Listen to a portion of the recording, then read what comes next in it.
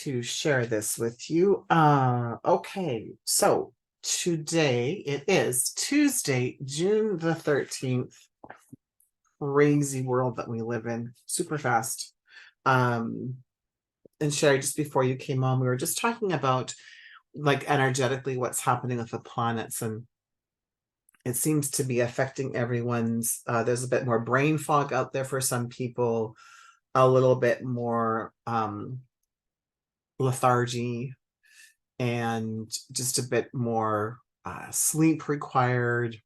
There's some people are reporting headaches and things like that, and just a general kind of, what was this? Someone, when my friend described it really well, not a state of like really high alert, but a state of alert right within the body. And so I just wanted to let everybody know that that's kind of what's going on worldwide. And so, once again, it's probably not yours. Probably belongs to somebody else, but just to know that that's what's going on. And today, and until I'm further directed, we're going to review some work in the Hoffman process. And so this is by Tim Lawrence, Lawrence spelled Laurence. And there's an actual institute called the Hoffman Institute. I think it might even be in Canada. And it's a technique that empowers you to forgive your past, heal your present, and transform your future. And it uses a lot of different modalities. This is the book that I used and continue to use when I'm going to do shadow work. And it's a very, very gentle process. It's one of the gentlest processes that I've experienced to look at things that my groundhog days, right, that keep on coming up, the patterns that I'm in awareness of that I want to break, but my other tools and techniques that I have won't help facilitate that change. That's when I go back to the Hoffman process. And so I'll just share some information. We're going to ask some questions, and we'll start a few pieces in this. So it's so much fun. I mean, I loved doing it, love doing it. And so this is really interesting because in the Hoffman process, they talk about the 3 pillars of personal growth are built upon the foundations of 4 parts. So we talk about mind, body, and soul. So I just want to introduce to you another concept. So rather than being you're a triune being, but there's 4 pillars to being a triune being. So one pillar is, of course, or parts. Pillars are parts. One is our emotions or feelings, our intellect or thoughts. Now we've, up until this point, this has been introduced to you as like the conscious mind and the subconscious mind. So our emotions or feelings, our intellect or thoughts, our spirit or essence, our physical realm or body. So in the Hoffman process, I talk about these 4 parts. Our emotions self-develop from birth onwards, and its function is to provide us with feelings and emotions needed in order to develop enjoyable and productive relationships with others as well as ourselves. So we need relationships to belong, to love, and to be loved. And so when we experience any form of emotional deprivation as children, we acquire feelings of rejection, humiliation, which I have not talked a lot about, abandonment, and betrayal. And then we recreate in our subsequent relationships afterwards. So we'll experience this, and it's not if we experience it, just in general, this is what the human being is experiencing. Our emotional well-being and growth can be stunted, and then we don't mature emotionally. So there'll be certain parts of yourselves that you'll find that you'll react more so than versus respond. The child, like in us, so the higher vibration of the child is the curiosity, the openness, the willing to, the naivety, the willing to love deeply. without question, that's a child, that's like a higher vibe. Then we have the lower density energy of the child, right, which is the temper tantrum, the rebel, those pieces. And we come as a whole being, so we're going to experience both of those. Childish patterns can remain, so we might say no without actually thinking, or automatically reply, I can't do that, when facing a new challenge. I noticed that the other day I was putting a shelf together for my IKEA, and I made a mistake, and then I got frustrated, and I was trying to ask Rob to help me, and he was busy doing something, and I turned into like a 3-year-old. And then afterwards I said to him, ooh, so sorry about that. Right. And it was like, fine, I'll just throw it away. Like that was, and I'm like, and then I said to him, I started and went, oh my God, like just ignore that. I would really like your help. I'm not strong enough to do this on my own. So if you could help me, that would be great.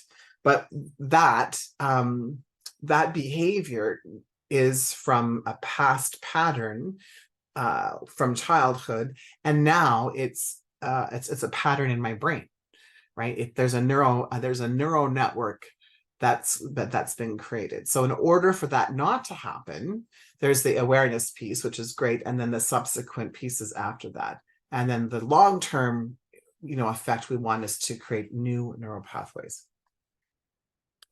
The intellectual self develops from around 6 years, which we've heard this before. Its function is to provide us with clear thought and reason in order to make decisions in a healthy and rational way. So our brain, our intellect, is designed to do this. And so it's interesting, right? We're designed to show up this way, yet it's the thing that can actually keep us stuck. So between the unconscious, like the subconscious, the unconscious, the emotional self, and our intellect, we can create patterns that keep us stuck. So we might make so many decisions with our head and not use a decision process to involve all 3 parts, which are the triune being, or in the Hoffman process, the four parts. Right. And that's really because we have not been taught. We've been taught how important it is to have logic and to be intelligent and reason through things. But we're not taught, what does your intuition say? What does your body tell you what to do? That way of being is new. It's new. It's been around, but there hasn't been a lot of people that have accessed it. So our intellect is required for the development of reason and to ensure survival as we grow and mature. That's what the function of it is. And we're driven forward in the world by our need to know. When this is not encouraged or is overstressed in childhood, we develop feelings of being stupid, inadequate, confused, or even mentally balanced, right? So I don't know if you've ever, for yourself, or you've witnessed it, or maybe even in frustration, you've said to your kids when they ask you all these questions and you're like, stop asking all these questions, right? Because part of the frustration as a parent can be when you're the way the brain is designed is to, when a question is asked, the brain has to seek an answer. Like that's how we're like made up. That's why we talk about the brain being like Google, or the brain being a goal achieving machine. So when a question is asked, we feel compelled to answer the question. Even something as simple as when someone asks you how you are. Oh, sorry, Lily. Asks you how you are, you will feel compelled to answer the question. Or, I always use this as an example. I shop at Sobeys sometimes, and they have the scene card as a loyalty points, right? And I always forget to bring my scene card. And so then they'll say to me, oh, do you have a scene card? And so I pause to answer the question. And I used to say all the time, well, no, well, yes, but I don't have it here with me, right? So I felt compelled. My brain was compelling me to answer the question in a full response. And so, rather than saying, I don't have it here, because it was like, yes, I do have a scene card, but no, I don't have it here. And so that's how fascinating the brain is. We can learn to override that. We can learn to respond differently, especially if when we're in reaction mode. But going back to what I was saying is that when we're asked a lot of questions and we don't know the answers, it can raise frustration in us. And so when we have children or staff and they ask lots of questions, it can be overwhelming. And it's overwhelming because your brain is literally searching for the answer. And so if your kids ask you something like, why is the sky blue, or why is that painted yellow, and why is a stop sign that shape, or why is this person like, there's lots of why questions. And so if we are overstressed, especially, not thinking clearly, have brain fog, our adrenals are fatigued, we can feel frustrated. And same thing with staff, because staff will ask you lots of questions. So the key is to just pause, and if you don't know the answer, to help your children seek out or find the answer. So it can be a game, it can be a treasure hunt, or same with the staff. If they're asking you a question, you might be frustrated because they should know the question, or you've been bombarded with questions all the time. Then there's a different way to approach that as well. And as a parent, your kids have lots of why questions when they're little. And this is one of the things that I did unbeknownst to me. At the time, I didn't know why, but when I had all the curves, I found that I was being asked a lot of questions of the kids afterwards, like, can I go play? And my first reaction to everything is no. Like, and it's because of the programming that I received as a child, right? So when that just keeps on happening, so it's no. Then I have to take a moment, pause, think about it, and then I can respond differently. And so when the kids were little, I told them, don't ask me questions. Tell me what you want. Be clear about what you want, but I have the right as your mom to say no. And in the end, the benefit was my kids, learned a lot of independence at a young age, learned and understood consequences. So, but it was out of survival. It's like, stop asking me questions. I barely know my name right now.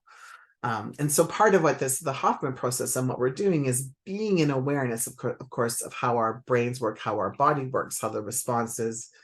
And then we're going to take a look at roles and patterns that we developed as children and how they're affecting us today in our life, whether it be in life and or, of course, business, because business is part of our life. So when we have a positive intellectual aspect, it provides us with good judgment and discernment, and a negative aspect internalizes the voice of the critical parent by saying, don't do this, don't be stupid, right? Those kinds of things.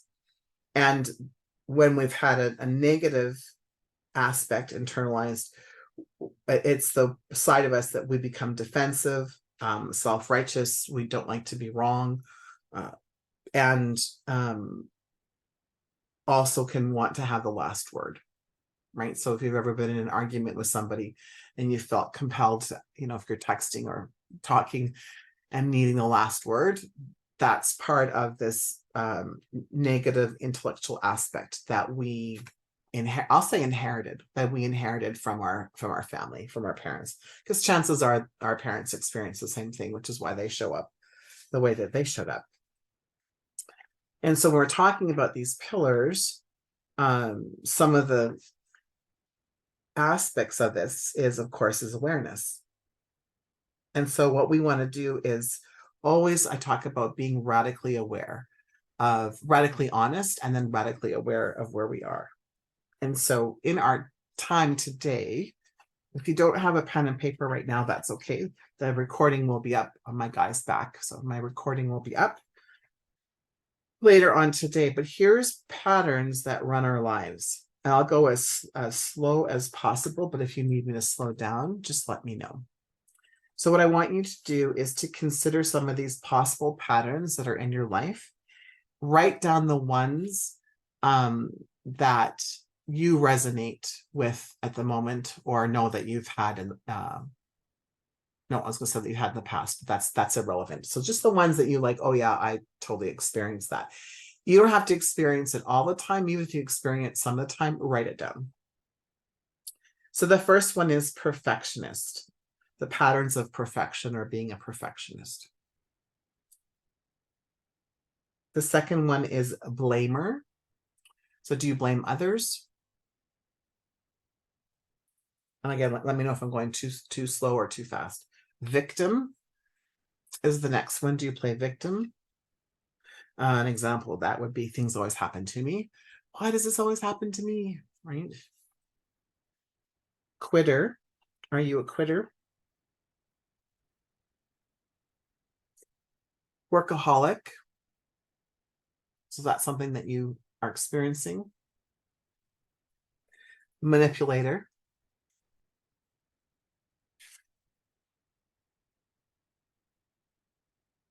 Know-it-all.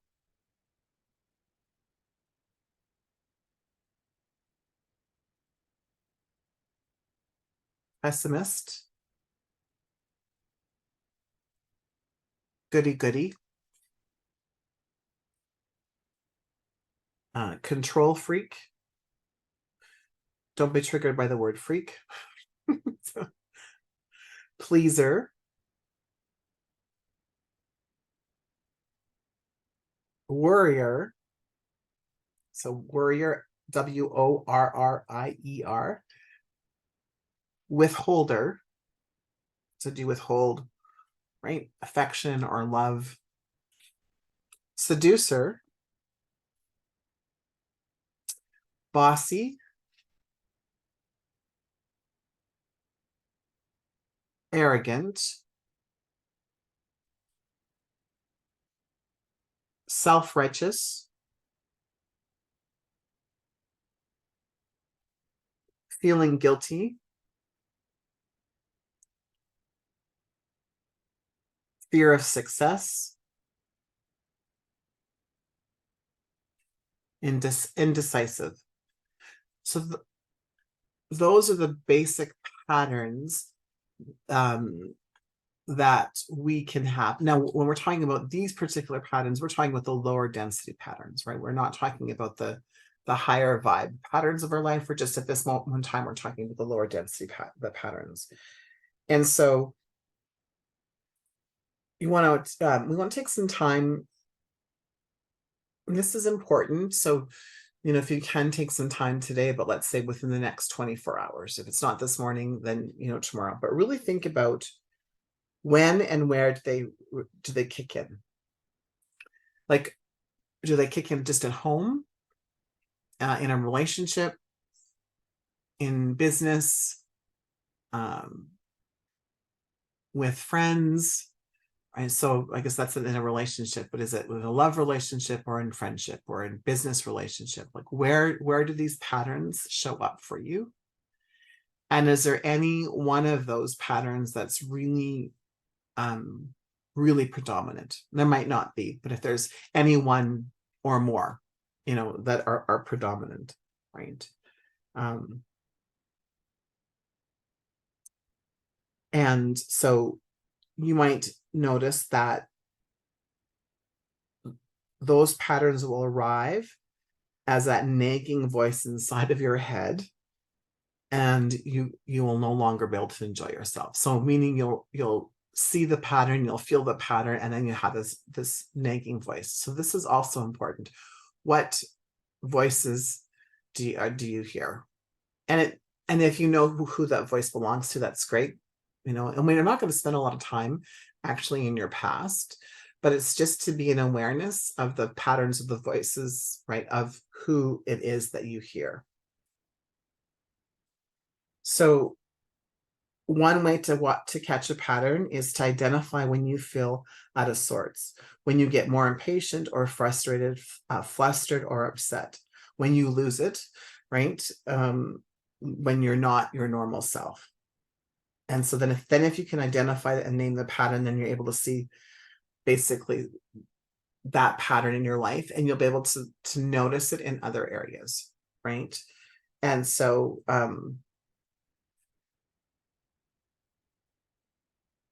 when I was losing my shit over the IKEA shelf, I was in blamer and victim mode. Those are the two that came up. So, Rob was playing a video game while I'm putting together a shelf, and then I got pissed off because, he should be helping me put together a shelf, which he should not be helping me. But in my head, I went back to like my childhood. My mother never put a fucking shelf together in her whole entire life. Like, she would not build furniture. My dad felt that that was the man's job. Like, it's silly, crazy the way that we can take some of those things and that just becomes our normal, right? And then I felt sorry for myself, right? Yeah. Right. Sherry wrote, let's be honest, putting together IKEA stuff gets the best of us, right? That's what Mike Mackenzie said. Why would you put a shelf together, Mom? So, and it's typically not something I do because I do find that I get super frustrated with stuff like this, and then I become angry, and then I go into this pattern of behavior of guilt, or pardon me, of blame and victim. So patterns that will run specific areas of our life. So the problem is that patterns or traits become so ingrained in our unconscious that they begin subtly to run the different areas of our lives. The result is we actually become them, right? So Joe Dispenza talks about our personality becomes our personal reality. So this is kind of that same thing, right? We just all of a sudden they become habits. We're not even in awareness of them, which is why the radical truth, the radical honesty, and radical awareness is so important, because we become them. They have control over us rather than us having control over them. And we forget that we still have a choice, right? We forget that we still have this choice. And a pattern then is a reaction that is negative, compulsive, automatic, emotionally charged, and learned. Now, I would say that there's also the higher density or the higher vibe patterns as well. So I don't share the same thought process that Hoffman does, which is that a pattern is only something negative. I think it's both positive, right? And we're talking in terms of discernment. So the cool thing is we can unlearn these patterns. It takes some time, right? So let me see what time it is. Okay. We don't have time to do this.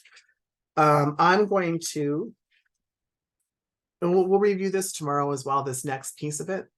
But I will also take a photo of the patterns in everyday life, and I will share it with you via text. Bianca, I don't have your phone number. If you're comfortable sharing that with me, you can just email it to me. I have your email. And if you're not, that's okay. I'll email you the picture. So whatever you like. And so by the end of the day, I won't be able to get to it before then, but by the end of the day, you'll have this. Tomorrow, we're going to review the patterns in our everyday life. And so you can do it tonight if you want to, or you could just be here with me tomorrow, but we're going to review some of this. And then, so the idea is we look at the patterns that we are creating over and over, the habits that we have in our life, look at the effect that they have, and then decide which pattern. So, and we start with which pattern of behavior we want to change. And then there's a process that we actually go through in order to release the pattern. And then I'll add to that some somatic healing, techniques, right, to do that. So it might be through vagus nervous stimulation or other somatic techniques in order to release the patterns from your body, because that's the other piece that we want to do. Because some of us, I think all of us store stuff like that in our body, some of us more so than others. And what I love about this process is that you become more aware of when stuff belongs to you or when it doesn't belong to you, especially as empaths, right? when we're feeling out of sorts, like they wrote in the book, when you're feeling out of sorts, it's like, well, that could be, depending on the planets for me personally, depending on what's happening in the moon cycle, but because those two things really, the transit and moon really affect me. And being an empath, right, I can, feel the collective's stuff, on a regular basis. So, and I know that some of you are the same. So part of what's so great about this is that you also learn quickly how to discern, is this mine or is this not mine? Right. And then we develop the habit of asking that, is this mine or is this not mine?